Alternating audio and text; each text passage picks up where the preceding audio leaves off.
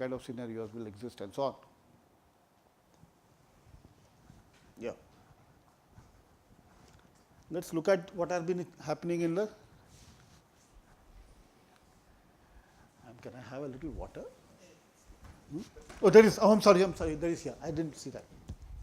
Sorry. So, what has been happening in the state sector? Sir, this social context, I just couple of things that comes to my mind. Maybe it's because one that I don't know, maybe because you work around rural livelihoods and things that you said in the beginning, but this one or the previous slide? The previous one I was just saying. But at least in health, because I work in health and I have looked at health for a long time, that the urbanization is often seen as very bad for them to migrate. In health terms, it seems to be actually advantaging them, even though they are really in poor conditions.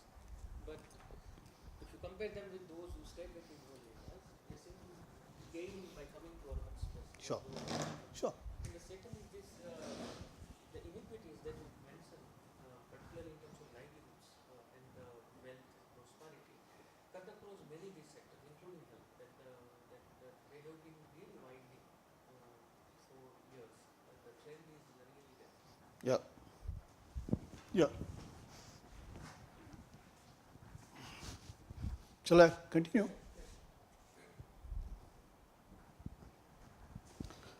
So, long time back in 60s and 70s, the state stance used to be passive acceptance to CSO, and it has changed through enthusiastic partnership to suspicious distance. We have come a long way. There was a time when there was a passive acceptance. हाँ भाई लोग करता है, sort of. The Gandhians would live in small village and you would kind of accept them and pay our homage to them, respect to them and so on, but not follow them or whatever. No. And the state would continue on its own and the market would continue on its own stream. From there, the state changed its stance to a point it came when there was enthusiastic partnership with the civil society sector. To post 2002-3, after Vajpayee's problems with the European donors and subsequently Chidambaram's tirade against the NGO world and the CRA, and now BJP's deep suspicion of the NGO world. We have a situation where suspicious distance. Okay? In old times, the states looked at, old times I am saying, let us say 1970s, 40, 50 years old. The state looked at ideas and innovations occurring in civil society space and then often scaled up. You know the program called watershed development? It began in the early 70s with the active support of Swiss Development Corporation and a small NGO in Maharashtra called Water. And Mairada also in here, in Bangalore, kind of contributed its might. And the idea was nascent, new, developed, and then there were national programs, Haryali or whatever now. I think it's National Landscape Management or whatever is the new avatar. So it's become scaled up across. So you want to do a watershed management program now, difficult to find a watershed which has not been treated as per government records. Very difficult to find a watershed which has not been treated now. So an idea, an innovation, text nationally adopted. That was how earlier the partnership or the relationship or the stance of the state used to be.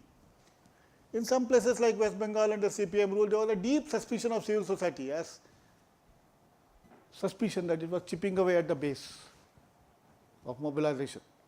And as a program director found when I joined in 2007, there were virtually no partner from Bengal other than CINI, the Child in Need Institute, and something like that, a few in Bengal. All other states I had plenty, Karnataka, Rajasthan, Maharashtra, large numbers. Bengal, none. The reason, and Bengal of course was not as if it was paragon of all wealth or prosperity or anything. It's just plain suspicion. Okay. By massive expansion of its development programs such as SERP, Society for Elimination of Rural Poverty of Andhra Pradesh, the state literally gobbled up civil society. So SCRP became the largest NGO, so to say, and a whole lot of staff were absorbed by them and so on. Many people, or perhaps Jivika has done the same in Bihar. Many places this has happened. Then of course came the heyday of National Advisory Council, where NGOs became having ear of the empress, so to say, directly contributed to government policies and so on. And now of course this term, now of course this shrinking space continued simultaneously with NSE, with this FCRA-led assault on the NGO world under Chidambaram, continued simultaneously with the NSE. But now we have this situation where we talk about shrinking spaces of, so that's the change over a period of time. That's the part of the canvas that we need to deal with. But as you give the example of the watershed expansion and even in this, so the partnership is not all about the transactional, this is all about transformative. So the very word partnership was mistaken by us, whether it is civil society or government or the other agencies. So it's not about the role that donor is giving money or government is giving some infrastructure support. As realities is far away from the reality to realize. It is on the principle, not in practice. So maybe Good point. Can you wait? We are going to come to this. This meaning, among other things, connected with what you are talking about, because one of the agenda which I was given was to talk about roles and models going forward. That's when we'll take it up. Okay? I just had one small. Yeah. You chose to use the word civil society for the sector. Any thoughts? Like why did you call it civil society? There are multiple names I know, but any specific reason of why you? That's what I'm, let me be honest. A, that's what I'm largely familiar with. B, in the social sector, the ones who are mostly active tend to be civil society actors, the way I understand it. Okay? That's why. Yes, sir. So with this recent Niti Aayog thing, where until and unless you are not registered with the Niti Ah. Aayog, you will not get any foreign fund. So it's a shrinking thing or it's a shrink? We'll come. We'll talk about regulatory environment. No, that time we'll take it up. I mean, I'm mentioning the Darpan thing somewhere down the line. Some stands, as we have, in the thinking, in the articulation, in the way conceptualization occurs, in the way people talk, and so on. So you see, this top statement is what one keeps hearing. The government wants to run this program. You know, maybe immunization, maybe reduction in the worsening of sex ratios, maybe any one of those undesirable things which the government is trying to reduce. They say civil society must organize, help in organizing communities. So that's your job. Please organize the communities. We will come and deliver. But the government will not say we'll give you resources for organizing communities. You know, organizing takes time. No? It takes lots of trips, and nobody gives you petrol free just because you are organizing communities, do they? Now, I haven't heard any petrol pump saying if you go and organize women, here is free petrol for you. I haven't heard anybody. So you need resources, and you need somebody to spend time here. He needs to run a family. So whoever is organizing the community needs resources.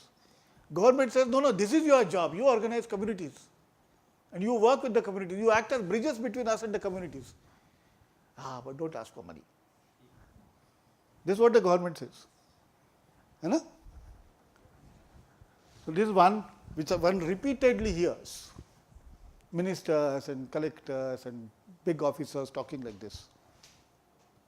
The second is civil society is disruptive of the existing order and needs to be shackled, and therefore Vinayak Sen and things like that. You know what I am talking about, Vinayak Sen. Huh? So things like that keep happening. So allegations of siding with the left-wing extremists, allegation of deep irritation with people who are insisting on rights of people or right to information, public, and then all sorts of things. I was talking to a friend of mine who is organizing brick kiln workers, Sudhir Katiyar. He runs this Dakshin Rajasthan Mazdoor Sangh, which is working. Your classmate, Sudhir Katiyar, your junior or senior, something like that, Irma batch. So he is working with brick kiln workers who live practically in a stage of bondage and are bought and sold like commodities by the brick kiln operators. He works with them. And because he organizes and they claim their right as workers or whatever, he and his people are classified as Naxalites.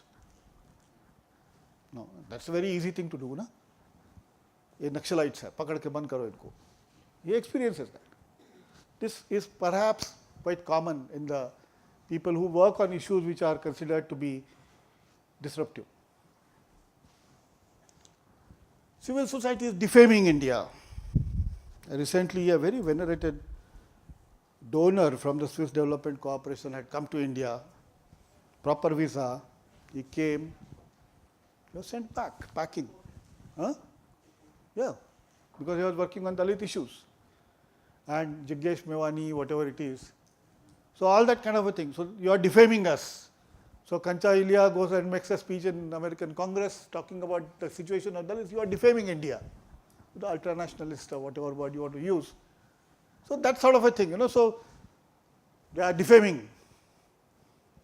These are various strands of the way states, I am talking of state as a broad entity, it's an amorphous entity, different people may be talking different languages. Even within the same state, one person may be talking a different language